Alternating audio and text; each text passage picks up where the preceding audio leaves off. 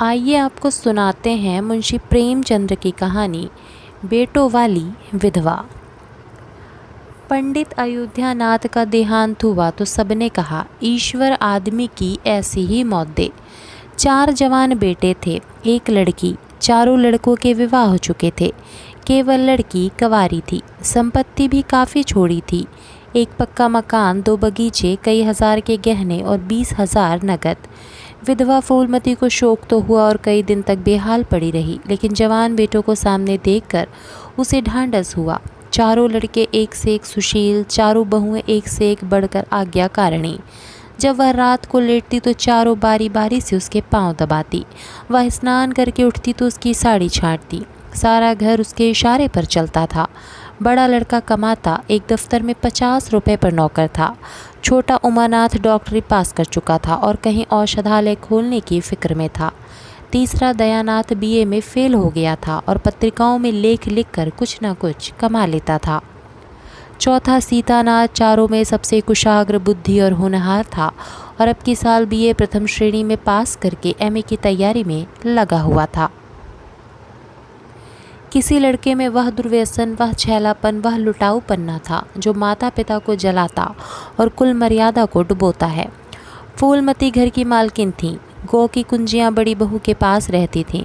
बुढ़िया में वह अधिकार प्रेम न था जो वृद्धजनों को कटु और कलहशील बना दिया करता है, किंतु उसकी इच्छा के बिना कोई बालक मिठाई तक न मंगा सकता था। संध्या हो गई थी।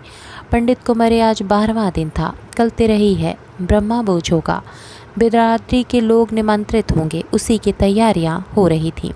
फूलमती अपनी कोठरी में बैठी देख रही थी। पल्लेदार बोरे में आटा लाकर रख रहे हैं, घी के टिन आ रहे हैं, शाक भाजी के टोकरे, शक्कर की बोरियां, दही के मटके चले आ रहे हैं। महापात्र के लिए दान की चीज़ें लाई गई, बर्तन, कपड़े, पलंग, बिछावन, छाते, जूते, छड़ियाँ, लालटेनें आदि। किंतु फूलमती को कोई चीज़ नहीं दिखाई गई। नियमानुसार ये सब सामान उसके पास आने चाहिए थे। वह प्रत्येक वस्तु को देखती, उसे पसंद करती, उसकी मात्रा में कमी बेशी का फैसला करती। तब इन चीज़ों को भंडारे में रखा जाता। क्यों उसे दिखाने और उसकी राय लेने की ज़रूरत नहीं समझी गई। अच्छा, वह आटा 3 ही बोरी क्यों आया? उसने तो 5 बोरों के लिए कहा था। घी भी 5 ही कनस्तर है, उसने तो 10 कनस्तर मंगवाए थे। इसी तरह शाक भाजी, शक्कर, दही आदि में कमी की गई होगी। किसने उसके हुक्म में हस्तक्षेप किया? जब उसने एक बात तय कर दी तब किसे उसको घटाने बढ़ाने का अधिकार है? आज 40 वर्षों से घर के प्रत्येक मामले में फूलमती की बात सर्वमान्य थी। उसने 100 कहा तो 100 खर्च किए गए, 1 कहा तो 1, किसी ने मीन मेख ना की। यहाँ तक कि पंडित अयोध्यानाथ भी उसकी इच्छा के विरुद्ध कुछ ना करते। पर आज उसकी आंखों के सामने प्रत्यक्ष रूप से उसके हुक्म की उपेक्षा की जा रही है। इसे वह क्यों कर स्वीकार कर सकती? कुछ देर तक तो वह जब्त किए बैठी रही, पर अंत में ना रहा गया। स्वायत्त शासन उसका स्वभाव हो गया था। वह क्रोध में भरी हुई आई और कामतानाथ से बोली, क्या आटा 3 ही बोरी लाए? मैंने तो 5 बोरों के लिए कहा था और घी भी 5 ही टिन मंगवाया। तुम्हें याद है मैंने 10 कनस्तर कहा था।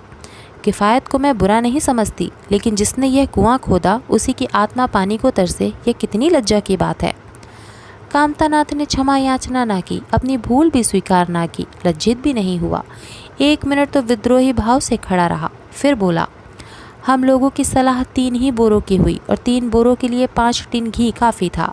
इसी हिसाब से और भी चीज़ें कम कर दी गई हैं। फूलमती उग्र होकर बोली, किसकी राय से आटा कम किया गया? हम लोगों की राय से।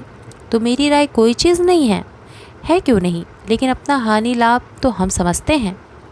फूलमती हक्की बक्की होकर उसका मुंह ताकने लगी। इस वाक्य का आशय उसकी समझ में ना आया। अपना हानि लाभ? अपने घर में हानि लाभ के जिम्मेदार वह आप है। दूसरों को, चाहे वे इसके पेट के जन्मे पुत्र ही क्यों ना हो, उसके कामों में हस्तक्षेप करने का क्या अधिकार? यह लौंडा तो इस ढिठाई से जवाब दे रहा है मानो घर उसी का है। उसी ने मर मर कर गृहस्थी जोड़ी है, मैं तो गैर हूँ। ज़रा इसकी हेकड़ी तो देखो। उसने तमतमाए हुए मुख से कहा, मेरे हानि लाभ के जिम्मेदार तुम नहीं हो। मुझे अख्तियार है, जो उचित समझूँ वह करूँ। अभी जाकर 2 बोरे आटा और 5 टिन घी और लाओ, और आगे के लिए खबरदार जो किसी ने मेरी बात काटी। अपने विचार में उसने काफ़ी तंबीह कर दी थी। शायद इतनी की कठोरता अनावश्यक थी। उसे अपनी उग्रता पर खेद हुआ।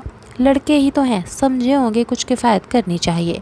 मुझसे इसलिए ना पूछा होगा कि अम्मा तो खुद हर एक काम में किफ़ायत करती है। अगर इन्हें मालूम होता कि इस काम में मैं किफ़ायत पसंद ना करूँगी तो कभी इन्हें मेरी उपेक्षा का करने का साहस ना होता। यद्यपि कामतानाथ अब भी उसी जगह खड़ा था और उसकी भाव भंगी से ऐसा ज्ञात होता था इस आज्ञा का पालन करने के लिए वह बहुत उत्सुक नहीं, पर फूलमती निश्चिंत होकर अपनी कोठरी में चली गई। इतनी तंबीह पर भी किसी को उसकी अवज्ञा करने का सामर्थ्य हो सकती है, इसकी संभावना का ध्यान भी उसे न आया। पर ज्यों-ज्यों समय बीतने लगा उस पर यह हकीकत खुलने लगी कि इस घर में अब उसकी हैसियत नहीं रही जो 10-12 दिन पहले थी। संबंधियों के यहाँ के नवेते में शक्कर, मिठाई, दही, अचार आदि आ रहे थे। इस बड़ी बहू इन वस्तुओं को सौमनी भाव से संभाल संभाल कर रख रही थी। कोई भी उससे पूछने नहीं आता। बिरादरी के लोग जो कुछ पूछते हैं कामतानाथ से या बड़ी बहू से। कामतानाथ कहाँ का बड़ा इंतज़ामकार है, रात दिन भांग पिए पड़ा रहता है, किसी तरह रोध होकर दफ्तर चला जाता है, उसमें भी महीने में 15 नागों से कम नहीं होते। वह तो कहो साहब पंडित जी का लिहाज करता है, नहीं अब तक कभी का निकाल देता। और बड़ी बहू जैसी फूहड़ औरत भला इन सब बातों को क्या समझेगी।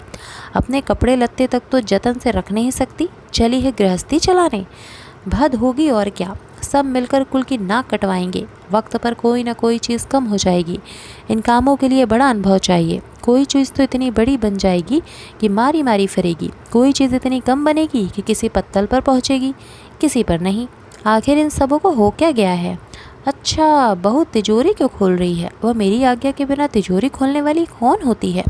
कुंजी उसके पास है अवश्य, लेकिन जब तक रुपए ना निकलवाऊं तिजोरी नहीं खुलती। आज तो इस तरह खोल रही मानो मैं कुछ हूँ ही नहीं। यह मुझसे ना बर्दाश्त होगा। मैं चमक कर उठी और बहू के पास जाकर कठोर स्वर में बोली, तिजोरी क्यों खोलती हो बहू, मैंने तो खोलने को नहीं कहा। बड़ी बहू ने निसंकोच भाव से उत्तर दिया, बाजार से सामान आया है तो दाम न दिया जाएगा। कौन चीज़ किस भाव में आई है और कितनी आई है यह मुझे कुछ नहीं मालूम। जब तक हिसाब किताब ना हो जाए रुपए कैसे दिए जाएं। हिसाब किताब सब हो गया है। किसने किया। अब मैं क्या जानूँ किसने किया, जाकर मर्दों से पूछो। मुझे हुक्म मिला रुपए लाकर दे दो, रुपए लिए जाती हूँ। फूलमती खून का घूंट पीकर रह गई। इस वक्त बिगड़ने का अवसर ना था। घर में मेहमान स्त्री पुरुष भरे हुए थे। अगर इस वक्त उसने लड़कों को डांटा तो लोग यही कहेंगे कि इनके घर में पंडित जी के मरते ही फूट पड़ गई। दिल पर पत्थर रखकर फिर अपनी कोठरी में चली गई। जब मेहमान विदा हो जाएंगे तब वह एक एक की खबर लेगी। तब देखेगी कौन उसके सामने आता है और क्या कहता है। इनकी सारी चौकड़ी भुला देगी। किंतु कोठरी के एकांत में भी वह निश्चिंत न बैठी थी। सारी परिस्थितियों को गिद्ध दृष्टि से देख रही थी। कहाँ सत्कार का कौन सा नियम भंग होता है, कहाँ मर्यादाओं की उपेक्षा की जाती है। भोज आरंभ हो गया। सारी बिरादरी एक साथ पंगत में बैठा दी गई। आंगन में मुश्किल से 200 आदमी बैठ सकते हैं। ये 500 आदमी इतनी सी जगह में कैसे बैठ जाएंगे। क्या आदमी के ऊपर आदमी बिठाए जाएंगे। 2 पंगतों में लोग बिठाए जाते तो क्या बुराई हो जाती। यही तो होता है कि 12 बजे की जगह भोज 2 बजे समाप्त होता। मगर यहाँ तो सबको सोने की जल्दी पड़ी हुई है। किसी तरह यहाँ भला सिर से टले और चैन से सोएं। लोग कितने सटकर बैठे हैं, किसी को हिलने की भी जगह नहीं। पत्तल एक पर एक रखे हुए हैं। पूरियाँ ठंडी हो गई, लोग गरम गरम मांग रहे हैं। मैदे की पूरियाँ ठंडी होकर चिमड़ी हो जाती हैं, इन्हें कौन खाएगा। रसोइयों को कढ़ाओं पर से ना जाने क्यों उठा दिया गया। यही सब बातें नाक काटने की है। सहसा शोर मचा। तरकारियों में नमक नहीं। बड़ी बहू जल्दी जल्दी नमक पीसने लगी। फूलमती क्रोध के मारे ओठ चबा रही थी, पर इस अवसर पर मुँह न खोल सकती थी।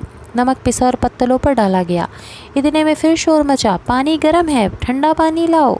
ठंडे पानी का कोई प्रबंध ना था। बर्फ़ भी ना मंगाई गई। आदमी बाजार दौड़ाया गया, मगर बाजार में इतनी रात गए बर्फ़ कहाँ। आदमी खाली हाथ लौट आया। मेहमानों को वही नल का गर्म पानी पीना पड़ा। फूलमती का बस चलता तो लड़कों का मुंह नोच लेती। ऐसी छिछलेदार उसके घर में कभी ना हुई थी। इस सब पर मालिक बनने के लिए मरते हैं। बर्फ़ जैसी ज़रूरी चीज़ मंगवाने की भी किसी को सुधि न थी। सुधि कहाँ से रहे जब किसी को गप लड़ाने से फुर्सत मिले। मेहमान अपने दिल में क्या कहेंगे कि चले हैं बिरादरी को भोज देने और घर में बर्फ़ तक नहीं। अच्छा फिर यह हलचल क्यों मच गई। अरे लोग पंगत से उठे जा रहे हैं, क्या मामला है। फूलमती उदासीन न रह सकी। कोठरी से निकलकर बरामदे में आई और कामतानाथ से पूछा, क्या बात हो गई लल्ला, लोग उठे क्यों जा रहे हैं। कामता ने कोई जवाब न दिया, वहाँ से खिसक गया। फूलमती झुंझला कर रह गई। सहसा कहारिन मिल गई। फूलमती ने उससे भी यह प्रश्न किया। मालूम हुआ कि किसी के शोरबे में मरी हुई चूहिया निकल आई। फूलमती चित्रलिखित सी वहीं खड़ी रह गई। भीतर ऐसा उबाल उठा कि दीवार से सिर टकरा ले। अब आगे भोज का प्रबंध करने चले थे। इस फूहड़पन की कोई हद है? कितने आदमियों का धर्म सत्यानाश हो गया, फिर पंगत क्यों न उठ जाए? आंखों से देखकर अपना धर्म कौन गवाएगा? हाँ, सारा किया धरा मिट्टी में मिल गया। सैकड़ों रुपए पर पानी फिर गया। बदनाम हुई वह अलग, मेहमान उठ चुके थे। पत्तलों पर खाना ज्यों का त्यों पड़ा हुआ था। चारों लड़के आंगन में लज्जित खड़े थे, एक दूसरे को इल्ज़ाम दे रहा था। बड़ी बहू अपने देवरानियों पर बिगड़ रही थी। देवरानियां सारा दोष कुमुद के सिर डालती थीं। कुमुद खड़ी रो रही थी। उसी वक्त फूलमती झल्लाई हुई आकर बोली, मुँह में कालिक लगी है कि नहीं, या अभी कुछ कसर बाकी है? डूब मरो सबके सब, जाकर चुल्लू भर पानी में। शहर में कहीं मुंह दिखाने लायक भी नहीं रहे। किसी लड़के ने जवाब ना दिया। फूलमती और भी प्रचंड होकर बोली, तुम लोगों को क्या, किसी को शर्म है या तो है नहीं? आत्मा तो उनकी रो रही है जिन्होंने अपनी ज़िंदगी घर की मर्जाद बनाने में ख़राब कर दी। उनकी पवित्र आत्मा को तुमने यूँ कलंकित किया। शहर में थोड़ी थोड़ी हो रही है। अब कोई तुम्हारे द्वार पर पेशाब करने तो आएगा नहीं। कामतानाथ कुछ देर तक तो चुपचाप खड़ा सुनता रहा। आंखें झुंझला कर बोला, अच्छा अब चुप रहो अम्मा। भूल हुई, हम सब मानते हैं, बड़ी भयंकर भूल हुई, लेकिन अब क्या उसके लिए घर के प्राणियों को हलाल कर डालोगी? सभी से भूलें होती है। आदमी पछताकर रह जागता है, किसी की जान तो नहीं मारी जाती। बड़ी बहू ने अपनी सफाई दी। हम क्या जानते थे बीबी कुमुद से इतना सा काम भी ना होगा? इन्हें चाहिए था कि देखकर तरकारी कढ़ाव में डाल दी, टोकरी उठाकर कढ़ाव में डाल दी। हमारा क्या दोष? कामतानाथ ने पत्नी को डांटा। इसमें ना कुमुद का कसूर है, ना तुम्हारा ना मेरा, संयोग की बात है। बदनामी भाग्य में लिखी थी, वह हुई। इतने बड़े भोज में एक एक मुट्ठी तरकारी कढ़ाव में नहीं डाली जाती, टोकरे के टोकरे उड़ेल दिए जाते हैं। कभी कभी ऐसी दुर्घटना होती है, पर इसमें कैसी जगह सही और कैसी नक्कट आई? तुम खामखा जले पर नमक छिड़कती हो। फूलमती ने दांत पीस कर कहा, शर्माते तो नहीं, उल्टे और बेहयाई की बातें करते हो। कामतानाथ ने निसंकोच होकर कहा, शर्माऊं क्यों? किसी की चोरी की है? चीनी में चींटी, आटे में घुन, यह नहीं देखे जाते? पहले हमारी निगाह ना पड़ी, बस यही बात बिगड़ गई। नहीं, चुपके से चूहिया निकाल कर फेंक देते, किसी को खबर भी ना होती। फूलमती ने चकित होकर कहा, क्या कहता है? मरी हुई चूहिया खिलाकर सबका धर्म बिगाड़ देता? कामता हंसकर बोला, क्यों पुराने ज़माने की बातें करती हो अम्मा? इन बातों से धर्म नहीं जाता। यह धर्मात्मा लोग जो पत्तल पर से उठ गए हैं, इनमें से कौन है जो भेड़ बकरी का मांस ना खाता हो? तालाब के कछुए और घोंगे तक को तो किसी से बचते नहीं, ज़रा सी चूहिया में क्या रखा था? फूलमती को ऐसा प्रतीत हुआ कि अब प्रलय आने में बहुत देर नहीं है। जब पढ़े लिखे आदमियों के मन में ऐसे अधार्मिक भाव आने लगे तो फिर धर्म की भगवान ही रक्षा करे। अपना सा मुँह लेकर चली गई। 2 महीने गुजर गए। रात का समय है। चारों भाई दिन के काम से छुट्टी पाकर कमरे में बैठे गपशप कर रहे। बड़ी बहू भी षड्यंत्र में शरीक है। कुमुद के विवाह का प्रश्न छिड़ा हुआ है। कामतानाथ ने मनसत पर टेक लगाते हुए कहा, दादा की बात दादा के साथ गई। पंडित विद्वान भी है और कुलीन भी होंगे, लेकिन जो आदमी अपनी विद्वा और कुलीनता को रुपयों पर बेचे वह नीच है। ऐसे नीच आदमी के लड़के से हम कुमुद का विवाह सेत में भी ना करेंगे। 5000 तो दूर की बात है। उसे बताओ, धता और किसी दूसरे की वर तलाश करो। हमारे पास कुल 20,000 ही तो हैं। एक एक के हिस्से में 5-5 हज़ार आते हैं। 5,000 दहेज में दे दें और 5,000 नेक न्यौछावर बाजे गाजे में उड़ा दें, तो फिर हमारी बधिया ही बैठ जाएगी। उमानाथ बोले, मुझे अपना औषधालय खोलने के लिए कम से कम 5,000 की ज़रूरत है। मैं अपने हिस्से में से 1 पाई भी नहीं दे सकता। फिर खुलते ही आमदनी तो होगी नहीं, कम से कम साल भर घर से खाना पड़ेगा। दयानाथ एक समाचार पत्र देख रहे थे। आंखों से ऐनक उतारते हुए बोले, मेरा विचार भी एक पत्र निकालने का है। प्रेस और पत्र में कम से कम 10,000 का कैपिटल चाहिए। 5,000 मेरे रहेंगे तो कोई न कोई साझेदार भी मिल जाएगा। पत्रों में लेख लिखकर मेरा निर्वाह नहीं हो सकता। कामतानाथ ने सिर हिलाते हुए कहा, अजी राम भजो, सेत में कोई लेख छापता नहीं, रुपए कौन देता है? दयानाथ ने प्रतिवाद किया, नहीं, यह बात तो नहीं है। मैं तो कहीं भी बिना पेशगी पुरस्कार लिए नहीं लिखता। कामता ने जैसे अपने शब्द वापस लिए, तुम्हारी बात मैं नहीं कहता भाई, तुम तो थोड़ा बहुत मार लेते हो, लेकिन सबको तो नहीं मिलता। बड़ी बहू ने श्रद्धा भाव से कहा, कन्या भाग्यवान हो तो दरिद्र घर में भी सुखी रह सकती है, अभागी हो तो राजा के घर में भी रोएगी। यह सब नसीबों का खेल है। कामतानाथ ने स्त्री की प्रशंसा भाव से देखा। फिर इसी साल हमें सीता का विवाह भी तो करना है। सीतानाथ सबसे छोटा था। सिर झुकाए भाइयों की स्वार्थ भरी बातें सुन सुनकर कुछ कहने के लिए उतावला हो रहा था। अपना नाम सुनते ही बोला, मेरे विवाह की आप लोग चिंता ना करें। मैं जब तक किसी धंधे में ना लग जाऊंगा विवाह का नाम भी ना लूँगा। और सच पूछिए तो मैं विवाह करना ही नहीं चाहता। देश को इस समय बालकों की ज़रूरत नहीं, काम करने वालों की ज़रूरत है। मेरे हिस्से के रुपए आप कुमुद के विवाह में खर्च कर दें। सारी बातें तय हो जाने के बाद ये उचित नहीं कि पंडित मुरारी लाल से संबंध तोड़ लिया जाए। उमा ने तीव्र स्वर में कहा, 10,000 कहाँ से आएंगे? सीता ने डरते हुए कहा, मैं तो अपने हिस्से के रुपए देने को कहता हूँ। और शेष? मुरारी लाल ने कहा कि जाए कि दहेज में कुछ कमी कर दें। वे इतने स्वारंध तो नहीं कि इस अवसर पर कुछ बल खाने को तैयार ना हो जाएं। अगर वह 3,000 में संतुष्ट हो जाएं तो 5,000 में विवाह हो सकता है। उमा ने कामतानाथ से कहा, सुनते हैं भाई साहब इनकी बातें। दयानाथ बोल उठे, तो इसमें आप लोगों का क्या नुकसान है? मुझे तो इस बात से खुशी हो रही है कि भला हम में कोई तो त्याग करने योग्य है। इन्हें तत्काल रुपए की ज़रूरत नहीं है, सरकार से वजीफ़ा पाते ही हैं, पास होने पर कहीं ना कहीं जगह मिल जाएगी। हम लोगों की हालात तो ऐसे नहीं हैं। कामतानाथ ने दूरदर्शिता का परिचय दिया। नुकसान की एक ही कही, हम में से एक को कष्ट हो तो क्या और लोग बैठ देखेंगे? ये अभी लड़के हैं, इन्हें क्या मालूम समय पर 1 रुपया 1 लाख का काम करता है।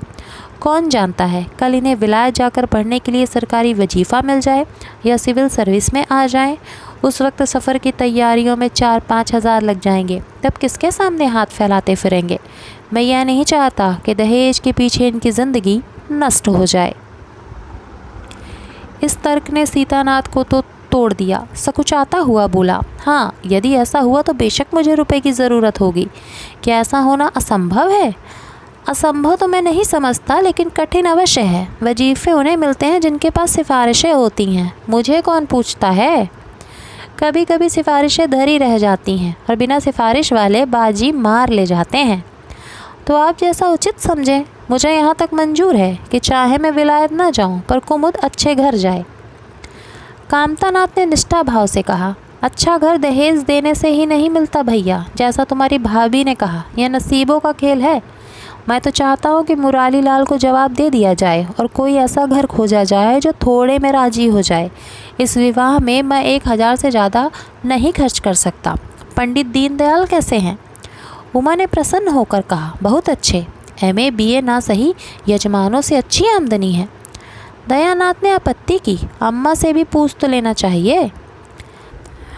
कामतानाथ को इसकी कोई ज़रूरत न मालूम हुई। बोले, उनकी तो जैसे बुद्धि ही भ्रष्ट हो गई, वही पुराने युग की बातें मुरारी लाल के नाम पर उधार खाए बैठी हैं। यह नहीं समझती कि वह जमाना नहीं रहा।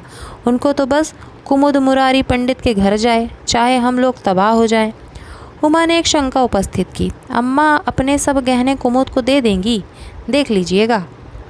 कामतानाथ का स्वार्थ नीति से विद्रोह न कर सका। बोले, गहनों पर उनका पूरा अधिकार है, यह उनका स्त्री धन है, जिसे चाहे दे सकती हैं। उमा ने कहा, स्त्री धन है तो क्या वह उसे लुटा देंगी? आखिर वह भी तो दादा ही की कमाई है। किसी की कमाई हो, स्त्री धन पर उनका पूरा अधिकार है। यह कानूनी गोरख धंधे हैं। 20,000 में तो 4 हिस्सेदार हों और 10,000 के गहने अम्मा के पास रह जाएं। देख लेना, इन्हीं के बल पर वह कुमुद का विवाह मुरारी पंडित के घर करेंगी। उमानाथ इतनी बड़ी रकम को इतनी आसानी से नहीं छोड़ सकता। वह कपट नीति में कुशल है। कोई कौशल रचकर माता के सारे गहने ले लेगा। उस वक्त तक कुमुद के विवाह की चर्चा करके फूलमती को मैं भड़काना उचित नहीं। कामतानाथ ने सिर हिलाकर कहा, भाई मैं इन चालों को पसंद नहीं करता। उमानाथ ने खिसिया कर कहा, गहने 10,000 से कम के ना होंगे। कामता अविचलित स्वर में बोले, कितने ही के हों, मैं नीति में हाथ नहीं डालना चाहता। तो आप अलग बैठिए, हाँ, बीच में भांजी न मारिएगा। मैं अलग रहूँगा और तुम सीता? अलग रहूँगा।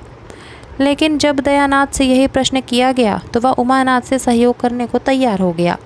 10,000 में 2,500 तो उसके होंगे ही। इतनी बड़ी रकम के लिए यदि कुछ कौशल भी करना पड़े तो क्षम्य है। फूलमती रात को भोजन करके लेटी थी। उमा और दया उसके पास जाकर बैठ गए। दोनों ऐसा मुंह बनाए हुए थे मानो कोई भारी विपत्ति आ पड़ी है। फूलमती ने सशंक होकर पूछा, तुम दोनों घबराए हुए मालूम होते हो। उमा ने सिर खुजलाते हुए कहा, समाचार पत्रों में लेख लिखना बड़े जोखिम का काम है अम्मा। कितना ही बचकर लिखो, लेकिन कहीं ना कहीं पकड़ हो ही जाती है। दयानाथ ने एक लेख लिखा था, उस पर 5,000 की ज़मानत मांगी गई है। अगर कल तक जमा ना कर दी गई तो गिरफ्तार हो जाएंगे और 10 साल की सज़ा ठुक जाएगी। फूलमती ने सिर पीट कर कहा, ऐसी बातें क्यों लिखते हो बेटा? जानते नहीं हो आजकल हमारे आदिन आए हुए हैं, जमानत किसी तरह टल नहीं सकती। दयानाथ ने अपराधी भाव से उत्तर दिया, मैंने तो अम्मा ऐसी कोई बात नहीं लिखी थी, लेकिन किस्मत को क्या करूं? हाकिम जिला इतना कड़ा है कि ज़रा भी रियायत नहीं करता। मैंने जितनी दौड़ धूप हो सकती थी वह सब कर ली। तो तुमने कांता से रुपए प्रबंध करने को नहीं कहा? उमा ने मुंह बनाया, उनका स्वभाव तो तुम जानती हो अम्मा, उन्हें रुपए प्राणों से प्राय हैं। इन्हें चाहे काला पानी ही हो जाए वह एक पाई न देंगे। दयानाथ ने समर्थन किया, मैंने तो उनसे इसका जिक्र ही नहीं किया। फूलमती ने चारपाई से उठते हुए कहा, चलो मैं कहती हूँ, देगा कैसे नहीं? रुपए इसी दिन के लिए होते हैं कि गाड़ कर रखने के लिए? उमानाथ ने माता को रोक कर कहा, नहीं अम्मा, उनसे कुछ ना कहो। रुपए तो ना देंगे, उल्टे और हाय हाय मचाएंगे। उनको अपनी नौकरी की खैरियत मनानी है, इन्हें घर में रहने भी ना देंगे। अफसरों में जाकर खबर दे देंगे तो आश्चर्य नहीं। फूलमती ने लाचार होकर कहा, तो फिर जमानत का क्या प्रबंध करोगे? मेरे पास तो कुछ नहीं है। हाँ, मेरे गहने हैं, इन्हें ले जाओ, कहीं गिरोह रख कर जमानत दे दो, और आज से कान पकड़ोगे, किसी पत्र में एक शब्द भी ना लिखोगे। दयानाथ कानों पर हाथ रखकर बोला, यह तो नहीं हो सकता अम्मा कि तुम्हारे जेवर लेकर मैं अपनी जान बचाऊं। 10-5 साल की कैद ही होगी तो झेल लूँगा, यहीं बैठा बैठा क्या कर रहा हूँ? फूलमती छाती पीटते हुए बोली, कैसी बातें मुँह से निकालते हो बेटा? मेरे जीते जी तुम्हें कौन गिरफ्तार कर सकता है? उसका मुँह झुलस दूंगी। गहने इसी दिन के लिए हैं या किसी और दिन के लिए? जब तुम ही न रहोगे तो गहने लेकर क्या मैं आग में झोंकूंगी? उसने पिटारी लाकर उनके सामने रख दी। दया ने उमा की ओर जैसे फरियाद की आंखों से देखा और बोला, आपकी क्या राय है भाई साहब? इसी मारे में कहता था कि अम्मा को बताने की ज़रूरत नहीं, जेल ही तो हो जाती। और उमा ने जैसे सिफारिश करते हुए कहा, यह कैसे हो सकता था? इतनी बड़ी वारदात हो जाती और अम्मा को खबर ना होती? मुझसे यह नहीं हो सकता था कि सुनकर पेट में डाल देता। मगर अब क्या करना चाहिए यह मैं खुद निर्णय नहीं कर सकता। ना तो यही अच्छा लगता कि तुम जेल जाओ, और न यही अच्छा लगता कि अम्मा के गहने गिरोह रखे जाएं।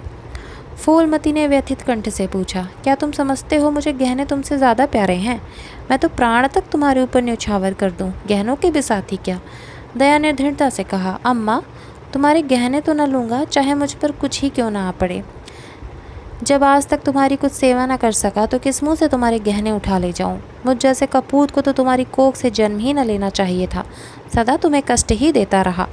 फूलमती ने भी उतनी ही दृढ़ता से कहा, अगर यूँ न लोगे तो मैं खुद जाकर इन्हें गिरोह रख दूंगी और खुद हाकिम जिला के पास जाकर जमानत जमा कराऊंगी। अगर इच्छा हो तो यह परीक्षा भी ले लो। आंखें बंद हो जाने के बाद क्या होगा भगवान जाने, लेकिन जब तक जीती हूँ तुम्हारी तो कोई तिरछी आंखों से नहीं देख सकता। उमानाथ ने मानो माता पर एहसान रखकर कहा, अब तो तुम्हारे लिए कोई रास्ता नहीं रहा। दयानाथ, क्या हरज है, ले लो, मगर याद रखो ज्यों ही हाथ में रुपए आ जाएं गहने छुड़ाने पड़ेंगे। सच कहते हैं मातृत्व दीर्घ तपस्या है, माता के सिवाय इतना स्नेह और कौन रख सकता है। हम बड़े अभागे हैं कि माता के प्रति जितनी श्रद्धा रखनी चाहिए उतनी शतांश भी नहीं रखते। दोनों ने जैसे बड़े धर्म संकट में पड़कर गहनों की पिटारी संभाली और चलते बने। माता वात्सल्य भरी आंखों से उनकी ओर देख रही थी और उसकी संपूर्ण आत्मा आशीर्वाद दे रही थी, जैसे उन्हें अपनी गोद में समेट लेने के लिए व्याकुल हो रही थी। आज कई महीने के बाद उसके भग्न मात्र हृदय को अपना सर्वस्व अर्पण करके जैसे आनंद की विभूति मिली। उसकी स्वामिनी कल्पना इसी त्याग के लिए, इसी आत्मसमर्पण के लिए जैसे कोई मार्ग ढूंढती रहती थी। अधिकार या लोभ या ममता की वहाँ गंध तक ना थी। त्याग ही उसका आनंद और त्याग ही उसका अधिकार है। आज अपना खोया हुआ अधिकार पाकर अपनी सिरजी हुई प्रतिमा पर अपने प्राणों की भेंट करके वह निहाल हो गई। 3 महीने और गुजर गए। माँ के गहनों पर हाथ साफ करके चारों भाई उसकी दिलजोई करने लगे थे। अपनी स्त्रियों को भी समझाते थे कि उसका दिल ना दुखाए। अगर थोड़े से शिष्टाचार से उसकी आत्मा को शांति मिलती है तो इसमें क्या हानि है। चारों करते अपने मन की, पर माता से सलाह ले लेते या ऐसा जाल फैलाते कि वह सरला उनकी बातों में आ जाती और हर एक काम में सहमत हो जाती। बाग को बेचना उसे बहुत बुरा लगता था, लेकिन चारों ने ऐसी माया रची कि वह उसे बेचने पर राजी हो गई। किंतु कुमुद के विवाह के विषय में मतैक्य न हो सका। माँ पंडित मुरारी लाल पर जमी हुई थी, लड़के दीनदयाल पर अड़े हुए थे। एक दिन आपस में कलह हो गई। फूलमती ने कहा, माँ बाप की कमाई में बेटी का हिस्सा भी है। तुम्हें 16,000 का एक बाग मिला, 25,000 का एक मकान, 20,000 नगद में, क्या 5,000 भी कुमुद का हिस्सा नहीं है? कामता ने नम्रता से कहा, अम्मा कुमुद आपकी लड़की है तो हमारी बहन है। आप 2-4 साल में प्रस्थान कर जाएंगी, पर हमारा और उसका बहुत दिनों तक संबंध रहेगा। तब हम यथाशक्ति कोई ऐसी बात न करेंगे जिससे उसका अमंगल हो। लेकिन हिस्से की बात कहती हो तो कुमुद का हिस्सा कुछ नहीं। दादा जीवित थे तब और बात थी, वह उसके विवाह में जितना चाहते खर्च करते, कोई उनका हाथ ना पकड़ सकता था। लेकिन अब तो हमें एक एक पैसे की किफ़ायत करनी पड़ेगी। जो काम 1000 में हो जाए उसके लिए 5,000 खर्च करना कहाँ की बुद्धिमानी है। उमानाथ से सुधारा, 5,000 क्यों, 10,000 कहिए। कामता ने भाव में सिकोड़ कर कहा, नहीं, मैं 5,000 ही कहूँगा। एक विवाह में 5,000 खर्च करने की हमारी हैसियत नहीं है। फूलमती ने जिद पकड़कर कहा, विवाह तो मुरारी लाल के पुत्र से ही होगा। 5,000 खर्च हो चाहे 10,000, मेरे पति की कमाई है, मैंने मर मर कर जोड़ा है, अपनी इच्छा से खर्च करूँगी। तुम्हें ने मेरी कोख से जन्म नहीं लिया, कुमुद भी उसी कोख से आई है। मेरी आंखों में तुम सब बराबर हो, मैं किसी से कुछ मांगती नहीं। तुम बैठे तमाशा देखो, मैं सब कुछ कर लूँगी। 20,000 में 5,000 कुमुद का है। कामतानाथ को अब कड़वे सत्य की शरण लेने के सिवा मार्ग न रहा।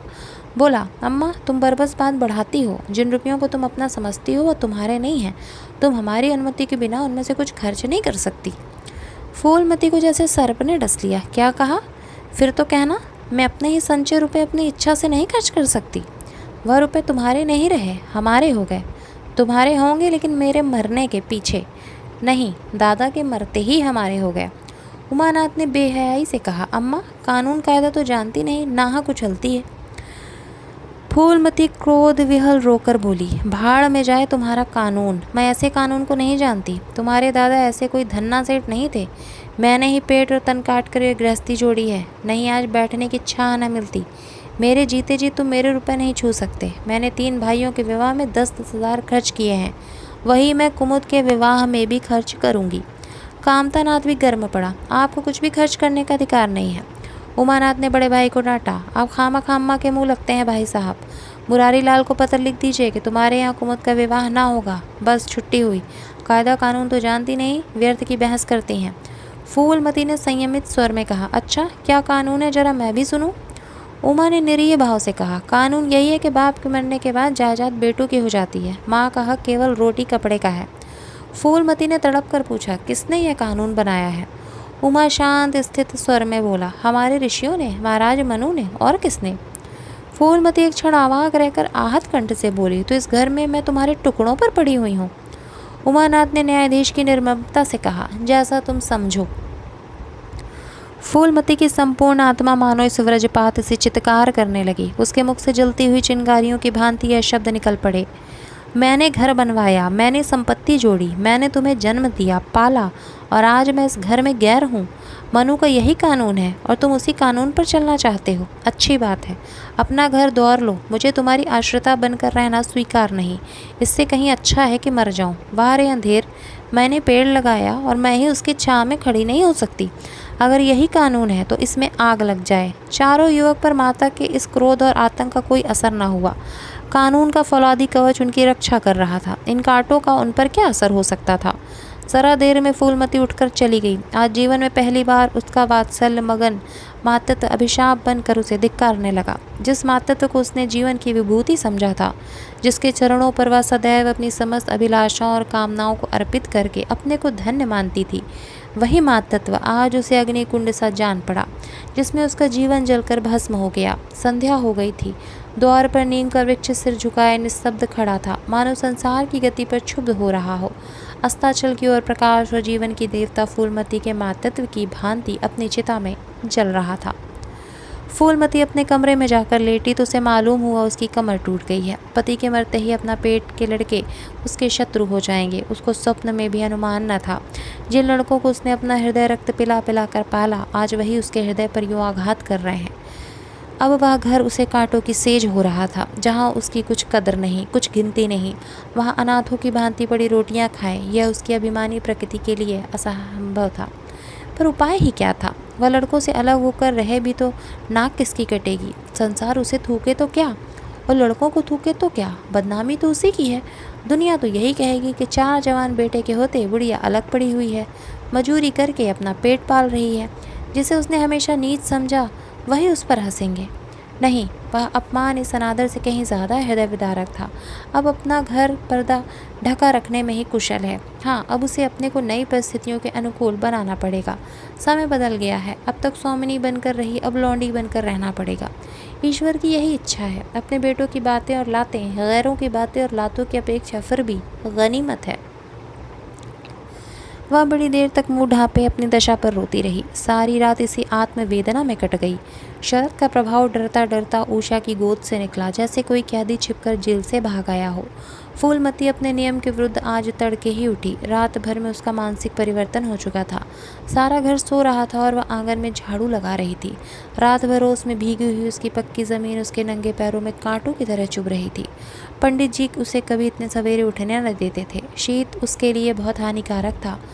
पर अब वह दिन नहीं रहे। प्रकृति उसको भी समय के साथ बदल देने का प्रयत्न कर रही थी। झाड़ू से फुर्सत पाकर उसने आग जलाई और चावल दाल की कंकड़ियाँ चुनने लगी। कुछ देर में लड़के जागे, बहियाँ उठीं। सभी ने बुढ़िया को सर्दी से सिकुड़े हुए काम करते देखा, पर किसी ने यह ना कहा कि अम्मा क्यों हलाकान होती हो। शायद सबके सब बुढ़िया के स्मान मर्दन पर प्रसन्न थे। आज से फूलमती का यही नियम हो गया कि जी तोड़कर घर का काम करना और अंतरंग नीति से अलग रहना। उसके मुख पर जो एक आत्मगौरव झलकता रहता, उसकी जगह अब गहरी वेदना छाई हुई रहती थी। जहाँ बिजली जलती थी, अब वहाँ तेल का दिया टिमटिमा रहा था, जिसे बुझा देने के लिए हवा का एक हल्का सा झोंका काफ़ी है। मुरारी लाल को इनकारी पत्र लिखने की बात पक्की हो चुकी थी। दूसरे दिन पत्र लिख दिया गया। दीनदयाल से कुमुद का विवाह निश्चित हो गया। दीनदयाल की उम्र 40 से कुछ अधिक थी। मर्यादा में भी कुछ हेटे थे, पर रोटी दाल से खुश थे। बिना किसी ठहराव के विवाह करने पर राजी हो गए। तिथि नियत हुई, बारात आई, विवाह हुआ और कुमुद विदा कर दी गई। फूलमती के दिल पर क्या गुजर रही थी इसे कौन जान सकता है, पर चारों भाई बहुत प्रसन्न थे। दीनदयाल से कुमुद का विवाह निश्चित हो गया था। दीनदयाल की उम्र 40 से कुछ अधिक थी। मर्यादा में भी कुछ हेटे थे, पर रोटी दाल से खुश थे। बिना किसी ठहराव के विवाह करने पर राजी हो गए थे। नियत तिथि हुई, बारात आई, विवाह हुआ और वो विदा हो गई। भाग्य में सुख भोगना लिखा होगा सुख भोगेगी, दुख भोगना लिखा होगा दुख झेलेगी। हर एक इच्छा बेकसों का अंतिम अवलंब है। घर वालों ने जिससे विवाह कर दिया, उसमें हजार ऐब हों तो भी वह उसका उपास्य, उसका स्वामी है। प्रतिरोध उसकी कल्पना से परे था। फूलमती ने किसी काम में दखल न दिया। कुमुद को क्या दिया गया, मेहमानों का कैसा सत्कार किया गया, किसके यहाँ से नेवते में क्या आया, किसी बात से उसे सरोकार न था। उससे कोई सलाह भी ली गई तो यही कहा, बेटे तुम लोग जो करते हो अच्छा ही करते हो, मुझसे क्या पूछते हो। जब कुमुद के लिए दौर पर डोली आ गई और कुमुद माँ के गले लिपट कर रोने लगी, तो वह बेटी को अपनी कोठरी में ले गई और जो कुछ 150 रुपये और 2-4 मामूली गहने उसके पास बच रहे थे, बेटी के अंचल में डालकर बोली, बेटी मेरी तो मन की मन में रह गई, नहीं तो आज क्या तुम्हारा विवाह इस तरह होता और तुम इस तरह विदा की जाती। आज तक फूलमती ने अपने गहनों की बात किसी से ना कही थी। लड़कों ने उसके साथ जो कपट व्यवहार किया था, इसे चाहे अब तक ना समझी हो, लेकिन इतना जानती थी कि गहने फिर ना मिलेंगे और मनोमालिन्य बढ़ने के सिवा कुछ हाथ ना लगेगा। लेकिन इस अवसर पर उसे अपनी सफाई देने की ज़रूरत मालूम हुई। कुमुद यह भाव मन में लेकर जाए कि अम्मा ने अपने गहने बहुओं के लिए रख छोड़े, इसे वह किसी तरह ना सह सकती थी, इसलिए वह उसे अपने कोठरी में ले गई थी। लेकिन कुमुद को पहले ही इस कौशल की टोह मिल चुकी थी। उसने गहने और रुपये अंचल से निकाल कर माता के चरणों में रख दिए। बोली, अम्मा मेरे लिए तुम्हारा आशीर्वाद लाखों रुपयों के बराबर है, तुम इन चीज़ों को अपने पास रखो, ना जाने अभी तुम्हें किन विपत्तियों का सामना करना पड़े। फूलमती कुछ कहना ही चाहती थी कि उमानाथ ने आकर कहा, क्या कर रही है कुमुद, चल जल्दी चल, साइड डली जाती है। वह लोग हाय हाय कर रहे हैं, फिर तो 2-4 महीनों में आएगी ही, जो कुछ लेना देना हो ले लेना। फूलमती के घाव पर जैसे मनो नमक पड़ गए। बोली, मेरे पास अब क्या है भैया जो इसे मैं दूंगी, जाओ बेटी, भगवान तुम्हारा सुहाग अमर करे। कुमुद विदा हो गई। फूलमती पछाड़ खाकर गिर पड़ी। जीवन की लालसा नष्ट हो गई। 1 साल बीत गया। फूलमती का कमरा सब में कमरों से बड़ा और हवादार था। कई महीनों से उसने बड़ी बहू के लिए खाली कर दिया था और खुद एक छोटी सी कोठारी में रहने लगी, जैसे कोई भिखारिन हो। बेटों और बहुओं से अब उसे ज़रा भी स्नेह ना था। अब वह घर की लौंडी थी। घर के किसी प्राणी, किसी वस्तु, किसी प्रसंग से उसे प्रयोजन न था। वह केवल इसलिए जीती थी कि मौत न आती थी। सुख या दुख का अब उसे लेश मात्र भी ज्ञान न था। उमानाथ का औषधालय खुला, मित्रों की दावत हुई, नाच तमाशा हुआ। दयानाथ का प्रेस खुला और फिर जलसा हुआ। सीतानाथ को वजीफा मिला और विलायत किया, फिर उत्सव हुआ। कामतानाथ के बड़े लड़के का यज्ञोपवीत संस्कार हुआ, फिर धूमधाम हुई, लेकिन फूलमती के मुख पर आनंद की छाया तक न आई। कामता प्रसाद टाइफाइड में महीने भर बीमार रहा और मरकर उठा। दयानाथ ने अब की अपने पत्र का प्रचार बढ़ाने के लिए वास्तव में एक आपत्तिजनक लेख लिखा और 6 महीने की सज़ा पाई। उमानाथ ने एक फौजदारी के मामले में रिश्वत लेकर गलत रिपोर्ट लिखी और उसकी सनद छीन ले गई, पर फूलमती के चेहरे पर रंज की परछाई तक ना पड़ी। उसके जीवन में अब कोई आशा, कोई दिलचस्पी, कोई चिंता ना थी। बस पशुओं की तरह काम करना और खाना, यही उसकी ज़िंदगी के 2 काम थे। जानवर मारने से काम करता है पर खाता है मन से। फूलमती बेकहे काम करती है पर खाती थी विष के कौर की तरह। महीनों सिर में तेल ना पड़ता, महीनों कपड़े तक ना धुलते, कुछ परवाह नहीं। चेतना शून्य हो गई थी। सावन में झड़ी लगी हुई थी, मलेरिया फैल रहा था। आकाश में मटियाले बादल थे, ज़मीन पर मटियाला पानी। आर्द्र वायु शीत ज्वर और श्वास का वितरण करती फिरती थी। घर की मेहरी बीमार पड़ गई थी। फूलमती ने घर के सारे बर्तन मांजे, पानी में भीग भीग कर सारा काम किया, फिर आग जलाई और चूल्हे पर पतीलियाँ चढ़ा दी। लड़कों को समय पर भोजन मिलना चाहिए। सहसा उसे याद आया, कामतानाथ नल का पानी नहीं पीते। उसी वर्षा में गंगा जल लाने चली। कामतानाथ ने पलंग पर लेटे लेटे कहा, रहने दो अम्मा, मैं पानी भर लाऊंगा, आज मारी खूब बैठी रही। फूलमती ने मटियाले आकाश की ओर देखकर कहा, तुम भीग जाओगे बेटा, सर्दी हो जाएगी। कामतानाथ बोले, तुम भी तो भीग रही हो, कहीं बीमार न पड़ जाओ। फूलमती निर्मम भाव से बोली, मैं बीमार न पड़ूंगी, मुझे भगवान ने अमर कर दिया है। उमानाथ भी वहीं बैठा हुआ था। उसके औषधालय में कुछ आमदनी न होती थी, इसलिए बहुत चिंतित था। भाई भावच की मुंह देखी करता रहता। बोला, जाने भी तो भैया, बहुत दिनों बहुओं पर राज कर चुकी है, उसका प्रायश्चित तो करने दो। गंगा बढ़ी हुई थी, जैसे समुद्र हो। क्षितिज के सामने के कुल से मिला हुआ था। किनारों के वृक्षों की केवल फुनगियाँ पानी के ऊपर रह गई थी। घाट ऊपर तक पानी में डूब गए थे। फूलमती कलसा लिए नीचे उतरी। पानी भरा और ऊपर जा रही थी कि पाँव फिसला। संभल न सकी, पानी में गिर गई। पल भर हाथ पांव चलाए और फिर लहरें उसे खींच ले गईं। किनारे पर 2-4 पड़े चिल्लाए, अरे दौड़ो, बुढ़िया डूबी जाती है। 2-4 आदमी दौड़े भी, लेकिन फूलमती लहरों में समा गई थी, अब बल खाती हुई लहरों में, जिसे देख कर हृदय काँप उठता था। एक ने पूछा, ये कौन बुढ़िया थी? अरे वही पंडित अयोध्यानाथ की विधवा है। अयोध्यानाथ तो बड़े आदमी थे। हाँ थे, पर इसके भाग्य में ठोकर खाना लिखा था। उनके तो कई लड़के बड़े बड़े हैं और सब कमाते हैं। हाँ है, सब हैं भाई, मगर भाग्य भी तो कोई वस्तु है। आप सुन रहे थे मुंशी प्रेमचंद्र की कहानी बेटों वाली विधवा।